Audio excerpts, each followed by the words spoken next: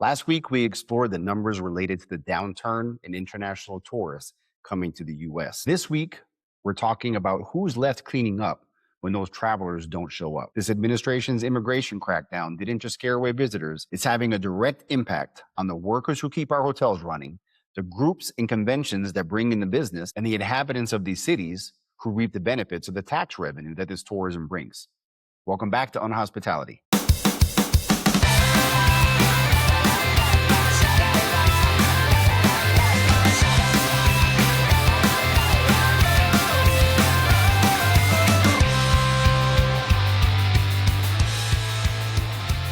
Unhospitality, the #1 podcast in the world. So guys, I talked about it last week and I highlighted the drop in international travel, how it's down double digits year over year with key feeder markets like Latin America, parts of Asia, even traditional European allies. They're seeing travelers choose Mexico, Canada, Europe, Asia, anywhere else except for the US. The drop has been dramatic and people are traveling elsewhere to avoid the perceived harassment that they're expecting at the border in the US. We highlighted some very unfortunate stories of people who had done nothing wrong, but they got stopped and harassed and detained and sometimes even deported back without ever having stepped foot in America as a tourist. They just got to the airport, were detained, and sent right back. It started to happen so frequently that you know how the US puts out travel advisories for countries that they deem unsafe or perhaps high risk places to go? Well, guess what? Other countries have them too. And by July of 2025, more than a dozen allies and traditional friends of the US actually issued travel advisories warning their citizens to be careful traveling to the US. These places included Australia, Belgium, Canada, China, Denmark, Finland, France, Germany, Ireland, the Netherlands, New Zealand, Portugal, the United Kingdom, and a few others. These are folks that are warning their citizens loud and clear, be careful when you go to the US. That's having a direct negative impact on tourism there. So let's break down the impact on three very important segments. Everyday workers who are your housekeepers, front office agents, and everyone else who's making the hotel run on a daily basis. We're going to talk a little bit about group and convention planners and everyday citizens, where we're going to start with hospitality workers. You know, it's a difficult pill to swallow, but at the end of 2025, there were 98,000 less jobs in tourism in the US than there were at the end of 2024. So the end of 2024, fast forward one whole year, there were almost 100,000 jobs that were lost in hospitality in the US. And this is, by the way, is in direct contrast to other destinations which are seeing a tourism boom. Now, downtown and convention hotels that rely on international group and leisure travelers are the ones that are most impacted. And unfortunately, we've seen them slash housekeeping, front office staff, and food and beverage staff. Now, that's a large chunk of the backbone of the hospitality industry, and they're getting affected. The hardest hit cities are traditionally gateway cities. You think of places like Los Angeles, Chicago, New York, Miami, Houston, Las Vegas. These are places where international arrivals traditionally account for anywhere between 30 to 50% of all room nights on an annual basis. So these are the cities that are being impacted the most. Now, I wanted to put a face on some of these folks who are suffering through these turndowns. And as I started to dig a little deeper, I found this really helpful report from Unite Here, which is a union that represents many hotel workers and hospitality workers across the US. And it highlights the crisis among these workers in very personal terms. I'm going to highlight the story of Rhonda Stewart. Rhonda Stewart, who has worked in housekeeping at a DC property for 14 years, was laid off for 2 weeks over Christmas. Her direct quote, "I've had to use so much more leave this past year, probably for 3 or 4 extra weeks, just to make up for the lost hours and pay my bills." That's a direct quote.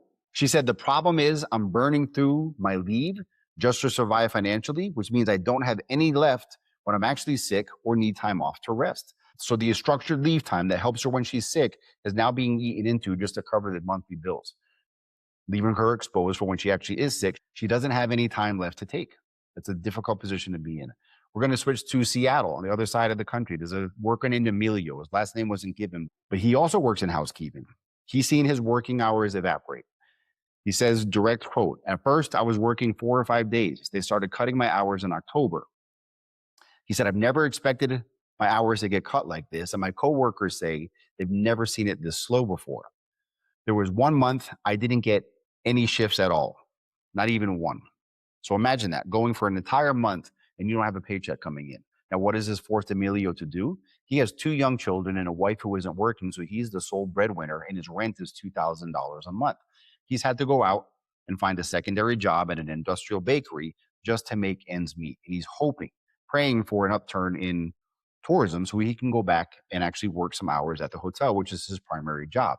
But this is a reality too. Once that job is taken at the bakery, many times when it is time to go back in the hospitality industry, those workers that the hotels are relying on don't have them there anymore because they're off and working in other positions. So those are two examples of people who have been directly impacted by cuts. But let's talk about the people who stay on. There's a certain survivor's burden that they have to take on. They're the quote unquote lucky ones or the fortunate workers who are not cut. Staff who are keeping their jobs and now covering 2 to 3 jobs and having to cover for their departed colleagues. Housekeepers, I've read a few of these stories in my research here. You know, a traditional day is about 13 to 14 rooms. They're having to cover 20 to 22 rooms. They're working insane hours. And then you have front desk agents who are doing concierge work. They're doing the check-ins. They're doing the complaint resolutions. And that's actually a great spot to focus in on too. Think about the guests who are experiencing these things. That's a massive stress multiplier.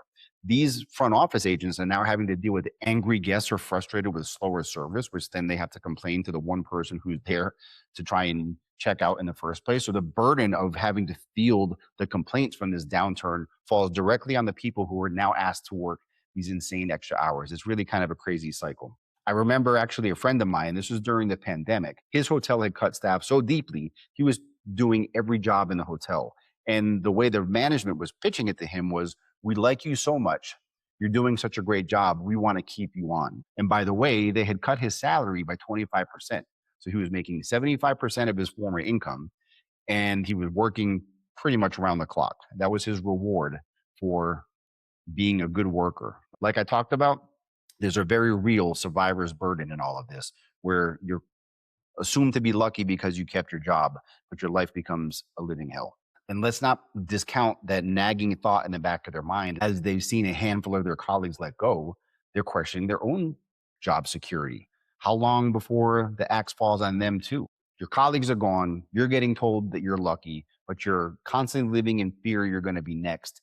And you have this really heavy burden of having to pick up the slack for people who have been let go. It starts to trigger this burnout clock. It's just not a sustainable way to work. And now I think what we're going to see is the industry is going to see a wave of people quitting, not because the jobs are so plentiful, but because the workload is just inhumane. And I'm going to dip a little bit into a pet peeve of mine that I see across all. This is like, late stage capitalism at its best, right? How many times have I been in meetings when I was on the hotel side, celebratory luncheons for employee of the month? We're here to recognize the high performers. I actually got a few of those in my day when I was working in hotels. It's great to get the recognition. It feels so beautiful that the hard work that you're putting in is being recognized by management. It usually includes some small token or a gift, maybe some, a night stay at another hotel, a sister hotel. It's a nice recognition, but I can almost copy and paste the script that every GM or person in leadership who is giving out these awards would say during those events. It's not the brick and mortar that makes a hotel. The asset of this hotel is you. We're looking you in the eye. The people who create the experience and who give their heart and soul to make this place go, you are the backbone of this hotel. And it's a beautiful sentiment. And it goes over really well because people really feel special. But I've seen it happen time and time again, and it happened during the pandemic. Anytime there's a downturn, and now, of course, as we're seeing international travel drop, what asset is the first to be cut? It's not the brick and mortar. It's not the stockholders. It's not corporate executives taking pay cuts. It's the everyday worker who's impacted the most in the same exact ways that we're talking about right now. They are the asset that's told they're the backbone of the society by the very leaders who end up cutting their jobs or burdening them with more work. It's something to be really cognizant of, guys. And I think it has to be addressed within our industry. It's a big, dirty secret that hotels, unfortunately, have consistently showed that they just don't value their workers like they say they do. There's a gap between what they say and what they do. And if I have an opinion about it, that gap needs to be closed. And there's a grand irony at play here too, because these are the same properties as they were coming out of the pandemic, desperately recruiting staff after the pandemic's labor shortage. Now, They're back to their old ways. It's the same story I just highlighted. They were told they were essential in 24 as their hotels are ramping back up again. And now they're just unfortunately expandable. They're not as essential as they were led to believe.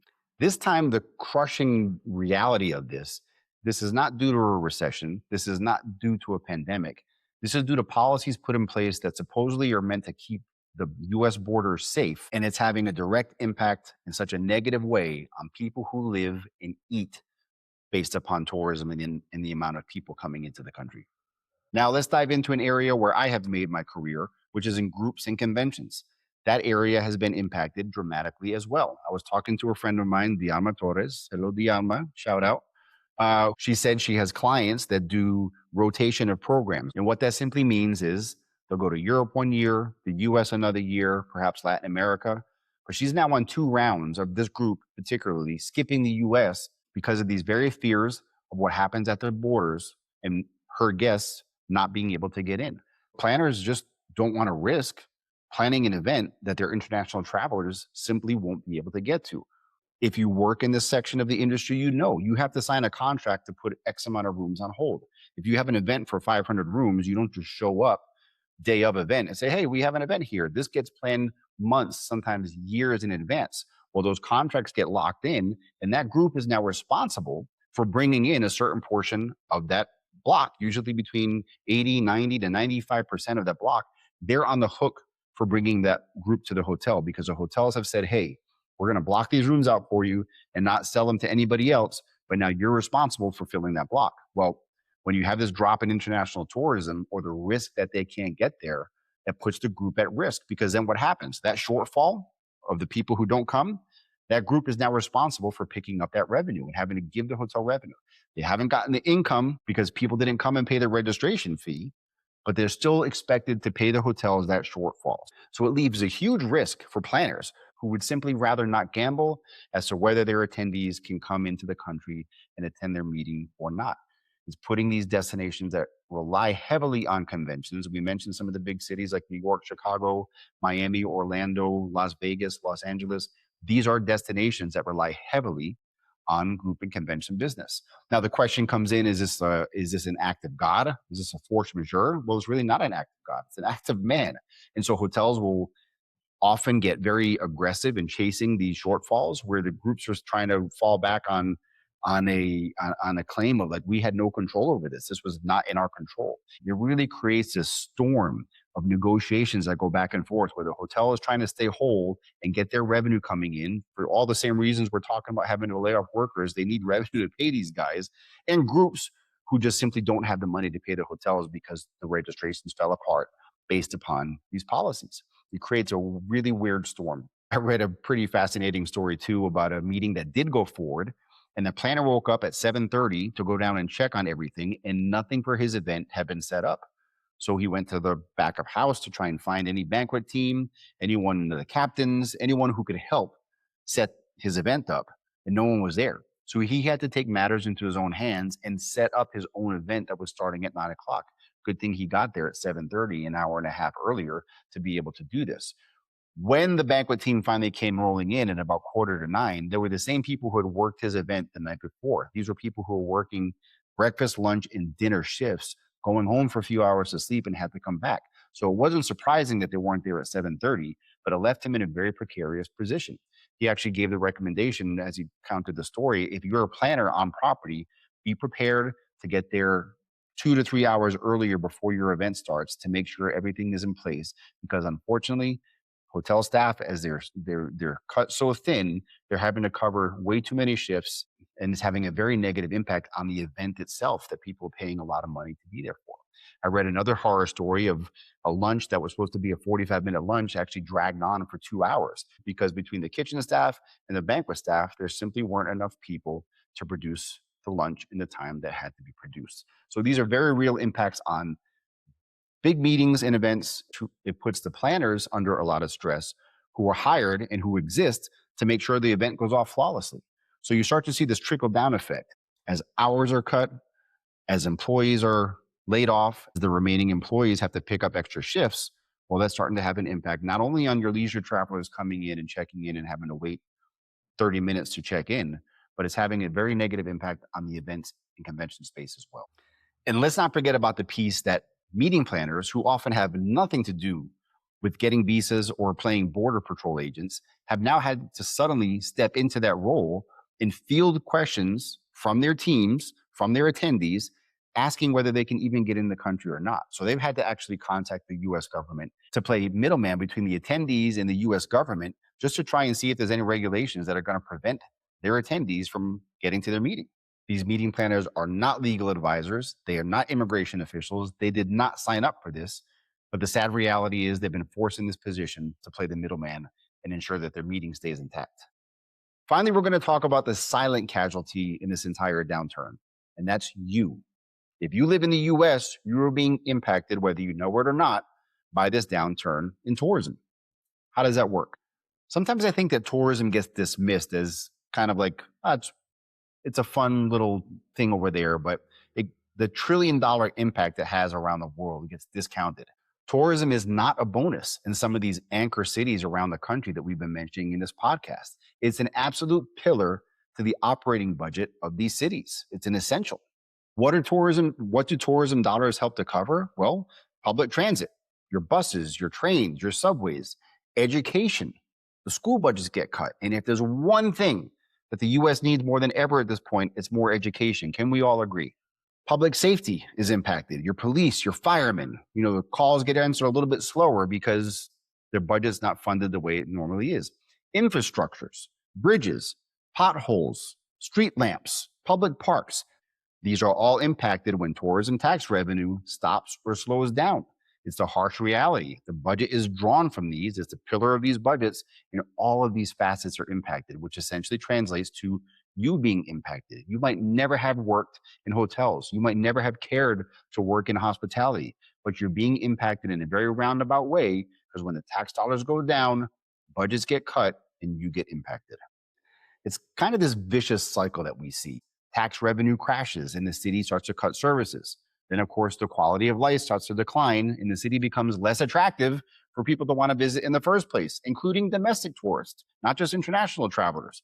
And then you see more closures because more job losses. They go way beyond hospitality. Retail is impacted, transportation, entertainment. And then that leads to further tax erosion. So it leads to deeper cuts. It's this vicious cycle that all gets started by a bad policy. At the end of the day, we have this tendency to view tourism as a luxury industry, but it's not. In the biggest cities in the US, it's an essential backbone of the economy. It keeps the lights on.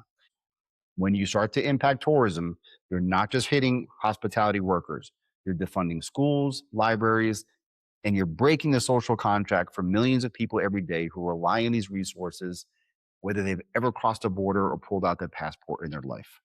It's the harsh reality of what's going on behind some of these crackdowns. So there you have it, guys. We talked about how hotel workers are impacted. We talked about how the convention and meeting space and the planners who make these conventions go have been impacted. And we talked about how everyday citizens, they've all been impacted by these very real policies that have seen a sharp decline in tourism in the US. It's a crisis, guys, that I don't see getting better anytime soon. We have to face the reality of what's happening in our industry and start to come up with real solutions as to how we can fix this. As hoteliers, as people who work in hospitality, we should be sounding the alarms, calling our officials, leaning on the big brands in this industry to really sound the alarm as loud as they can to try and impact the change in this area because of the massive impact that it's having across the country.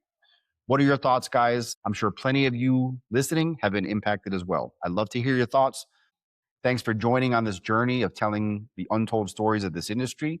Again, this is Unhospitality, the #1 podcast in the world. I appreciate your support. See you on the next episode. Please like and subscribe if you can. And until the next time, safe travels.